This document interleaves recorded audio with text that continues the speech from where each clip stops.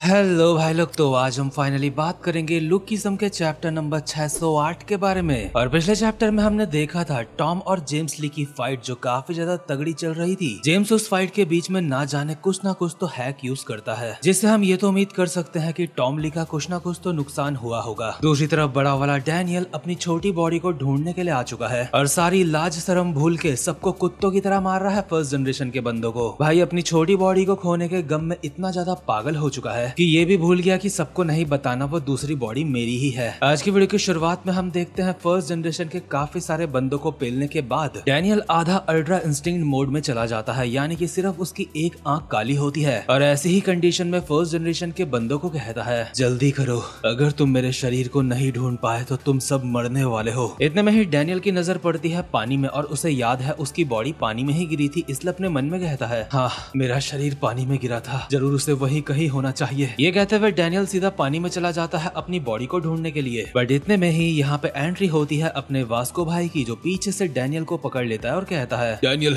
शांत हो जाओ, अगर तुम और ज्यादा आगे जाओगे तो तुम मर जाओगे। मैं पहले ही यहाँ पे देख चुका हूँ लेकिन मुझे यहाँ पे कुछ नहीं मिला। जैक ने मुझे बुलाया था और कहा था छोटे वाले डैनियल को यहाँ पे ढूंढने के लिए। तुम्हारे लिए ऐसे आगे जाना काफी ज्यादा खतरनाक हो सकता है, इसलिए आगे मत जाओ। उसके अलावा अभी तुम काफी ज्यादा अजीब बिहेव कर रहे हो डैनियल। डैनियल वास्को का हाथ साइड करते हुए कहता है वास्को मुझे जाने दे हरामजादे कुत्ते के पिल्ले, मेरा शरीर वहाँ कहीं पड़ा हुआ है, उसके बावजूद भी तू मुझे बोल रहा है शांत रहने के लिए। ऑब्वियसली वास्को को ये बातें बिल्कुल भी समझ नहीं आएंगी। वास्को के पास इतना दिमाग नहीं कि एक बार भी उसके दिमाग में ये आ जाए कि डैनियल के पास दो बॉडीज हो सकती है, इसलिए वो ऐसा बोल रहा है। वास्को अपने मन में कहता है ये अभी अजीब अजीब सी बातें कर रहा है, ऐसा हो ही नहीं सकता कि डैनियल का दिमाग ठिकाने में है अभी, इसलिए मुझे डैनियल को रोकना होगा। लेकिन डैनियल एक बार फिर से कहता है मैंने कहा मुझे जाने दे। नहीं डैनियल, इस वक्त तुम पानी में मत जाओ, अभी तुम काफी ज्यादा बौखलाए हुए हो और स्कूल में हमें सिखाया गया था इस तरीके से पानी में नहीं जाना चाहिए। ये कहते हुए वास्को डैनियल को उठा के पानी से बाहर फेंक देता है और डैनियल लैंड होता है अपने दो पैरों पे और वास्को को कहता है वास्को आखिर तू ये क्या कर रहा है। वास्को भी पानी से बाहर आते हुए कहता है डैनियल मैं तुमसे फाइट नहीं करना चाहता, इस वक्त तुम्हारी हालत मुझे नॉर्मल नहीं लग रही है, इसलिए चाहे कुछ भी हो जाए मैं तुम्हें रोकूंगा, भले ही इसके लिए मुझे तुमसे फाइट ही क्यों ना करनी पड़े। लेकिन अचानक से डैनियल अपने घुटनों में गिर जाता है अपना सर पकड़ के, क्योंकि उसके सर पे काफी ज्यादा दर्द हो रहा है और वास्को से चिल्लाया जा रहा है डैनियल तुम्हें क्या हुआ। बट डैनियल काफी ज्यादा दर्द में अपने मन में कहता है मेरा सर,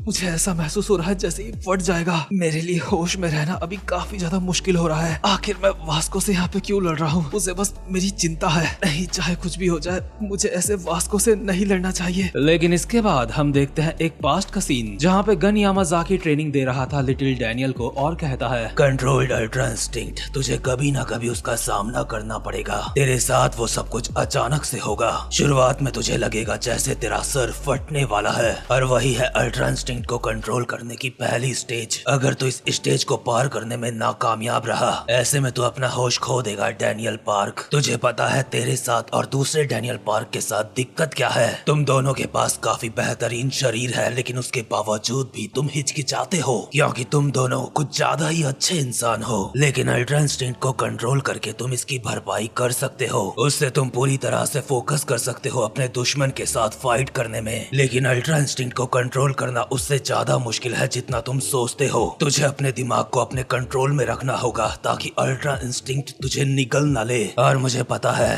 तुम दोनों ये कर लोगे। इसके बाद हम प्रेजेंट टाइम में आते हैं जहाँ पे वास्को म्यूथाई फाइटिंग स्टाइल में आके डैनियल को कहता है मैं तुम्हें रोकूंगा, भले ही इसके लिए मुझे तुम्हें चोट ही क्यों ना पहुंचानी पड़े। लेकिन डैनियल अचानक से वास्को के पास आके उसके पेट में खतरनाक सा मुक्का बजा देता है और कहता है इतना ज्यादा अच्छा बनने की एक्टिंग बंद कर, तू हमेशा इंसाफ के बारे में भाषण देता रहता है, तुझे क्या लगता है तू कोई हीरो है। ये मुक्के से वास्को जैसे बंदे ने भी मुंह से विमल थूक दिया होता है जो बेचारा विमल खाता तक नहीं। और डैनियल अपने मन में कहता है वास्को मुझे माफ करना, मेरा शरीर मेरी सुन नहीं रहा है। इसके बाद वास्को डैनियल के एक पंच मारता है जिसे डैनियल बहुत ही आसानी से डॉज कर लेता है और वास्को अपने मन में कहता है मैं डैनियल की हालत समझ सकता हूँ लेकिन चाहे कुछ भी हो मुझे डैनियल को रोकना होगा। लेकिन कद्दू नहीं समझता वास्को उसकी हालत। डैनियल ने उसके सामने बोला है कि मुझे अपनी दूसरी बॉडी को ढूंढने जाना है और वास्को को शक तक नहीं हुआ कि वो सच बोल रहा है। वास्को को बस अभी इतना पता है कि डैनियल कुछ अजीब लग रहा है और उसे डैनियल को रोकना है और कुछ नहीं। इसलिए वास्को डैनियल के एक पंच मारते हुए अपने मन में कहता है मुझे ये फाइट जल्दी खत्म करनी होगी। लेकिन वो पंच डैनियल के लगने से पहले डैनियल अपना सर वास्को के मुंह पे बजा देता है, जिससे वास्को का मुंह ऐसा हो चुका है जैसे कुछ बहुत ज्यादा खट्टा खा लिया है। और वास्को अपने मन में कहता है, क्या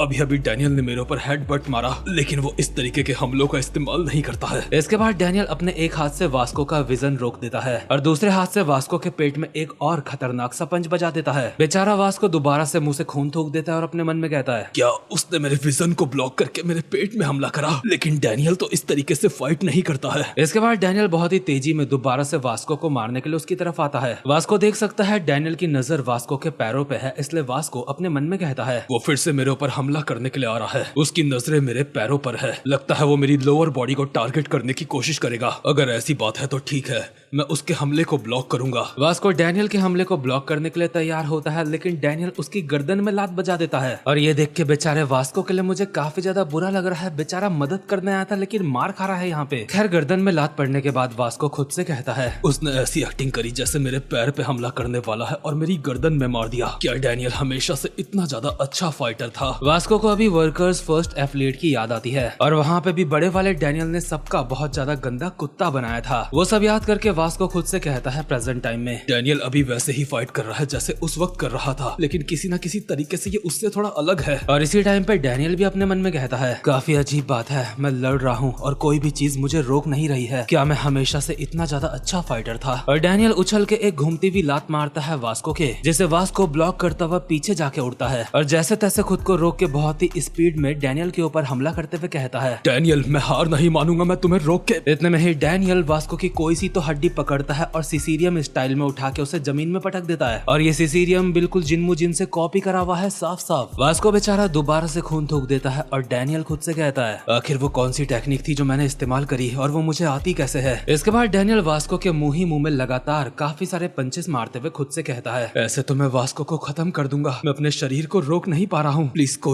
कोई तो आके मुझे रोक लो। लेकिन ये तो है डैनियल के मन की आवाज। लेकिन बाहर से डैनियल बेकाबू हो चुका है और एक स्माइल के साथ कहता है, ये सच में काफी ज्यादा मजेदार है। क्या ऐसा इसलिए है क्योंकि तू काफी ज्यादा मजबूत है? सच में तुझे पेलने में मुझे बहुत ज्यादा मजा आ रहा है। बट इतने में ही यहाँ पे एंट्री होती है जे की, जो अचानक से आके डैनियल को पकड़ लेता है उसको रोकने के लिए। डैनियल उसको देख के कहता है, अबे साले, आखिर अब तू कौन है बे? हरामखोर पीले बाल वाले, मुझे छोड़ दे। ये कहकर डैनियल जे के भी मुंह ही मुंह पे मुक्के बजा देता है। बट यूआई मोड के अंदर फंसा हुआ डैनियल खुद से कहता है, नहीं, भाग जाओ, मुझसे दूर भाग जाओ, चाहे कुछ भी हो जाए, मुझे खुद से लड़ना होगा, मुझे अपनी चेतना को अपने काबू में करना होगा। लेकिन बाहर से तो डैनियल अब भी जे को पेले जा रहा है और उसे मारते मारते कहता है, हरामजादे, मैंने कहा मुझे छोड़ दे। ठीक है, तू मुझे नहीं छोड़ेगा ना? अगर ऐसी बात है तो मैं तुझे मार मार के लूला लंगड़ा बना दूंगा। लेकिन जे डैनियल को छोड़ने का नाम नहीं ले रहा होता, उसने कस के डैनियल को पकड़ा होता है और डैनियल को पता है वो इस तरीके से अपने बॉयफ्रेंड को नहीं मार सकता क्योंकि अगली बार फिर जे पैसे भी नहीं देगा। खैर, जस्ट किडिंग। बट डैनियल अभी खुद को रोकने के लिए खुद की ही जीभ काट लेता है। उसके मुंह से काफी सारा खून निकलने लगता है और नीचे गिरते हुए डैनियल कहता है, दोस्तों मुझे माफ कर देना और तुम्हारा बहुत बहुत शुक्रिया। ये कहते हुए डैनियल वास्को के ऊपर गिर जाता है और वास्को चिल्ला के कहता है, डैनियल बेवकूफ, आखिर तूने अपनी जीभ क्यों काटी? जल्दी होश में आ जे, हमें इसके खून को रोकना होगा। डैनियल होश में आओ। लेकिन वास्को की ये आवाजें धीरे धीरे करके डैनियल के लिए फेड होने लगती हैं, यानी कि वो बेहोश होने वाला है। बट इसके बाद हम फाइनली दोबारा से चर्च का सीन देखते हैं जहाँ पे फाइट चल रही थी टॉम ली वर्सेस जेम्स ली। और अभी इस चर्च के बाहर गीटे किम और चैंगसू भी पहुंच चुके हैं। ये दोनों के अंदर जाते वक्त चैंगसू कहता है, तो फाइनली हम वापस आ गए। मैं सच में काफी ज्यादा थक चुका हूँ, चलो जल्दी करते हैं, मुझे मेरे पैसे लेने हैं। उसके बाद मुझे चुन्नी को भी तो शोना ले जाना है, क्या तुम भी हमारे साथ आना चाहोगे? लेकिन गीटे का ध्यान इसकी बातों में बिल्कुल नहीं, वो चर्च के अंदर का नजारा देख के कहता है, दिलचस्प है, ये काफी ज्यादा दिलचस्प है। मैंने बिल्कुल भी उम्मीद नहीं करी थी जेम्स ली और टॉम ली की फाइट में जेम्स ली जीत जाएगा। जेम्स ली, मैंने सोचा नहीं था तू अल्टीमेट किंग को हरा देगा।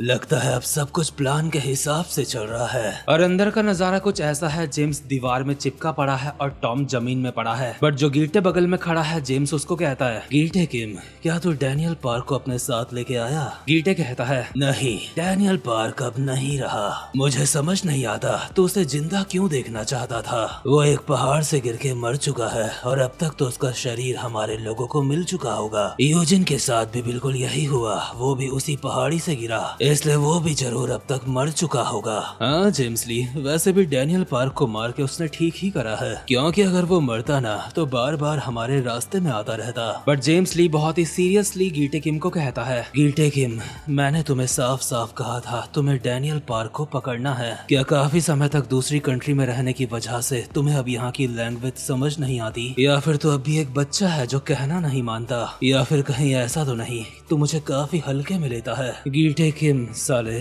क्या तुझे मेरी बात एक बार में समझ नहीं आती। और इसी के साथ ये वाला चैप्टर यहीं पे खत्म होता है। ये चैप्टर काफी ज्यादा मजेदार था और इसके ऊपर एनालिसिस वीडियो भी मैं जल्दी ही स्काई ऑफ लाइट वाले चैनल पे डालूंगा। मतलब सच में स्टोरी अभी इतनी ज्यादा बढ़िया चल रही है, इसलिए मुझे लगता है मुझे अलग से एनालिसिस वीडियो में भी इसके ऊपर बात करनी चाहिए। इसलिए आपके मन में अब तक मैंने जितने भी चैप्टर्स एक्सप्लेन करे हैं, अगर उनसे रिलेटेड कोई सवाल हो तो आप मुझसे पूछ सकते हो। अगर टॉपिक इंटरेस्टिंग हुआ तो आगे चल के उसके ऊपर भी बात करेंगे। बाकी चैनल को सब्सक्राइब अगर ना भी करो तो कोई दिक्कत नहीं, लेकिन जितने लोगों ने कर रखा है वो बेल आइकन जरूर से प्रेस कर देना, ताकि आगे आने वाली कोई भी वीडियोस आप लोग मिस ना कर सको, क्योंकि इस तरीके की वीडियोस आपको और कहीं नहीं मिलेगी। बाकी अब मैं मिलता हूँ आपसे अपनी नेक्स्ट वीडियो में, तब तक के लिए मजे करो।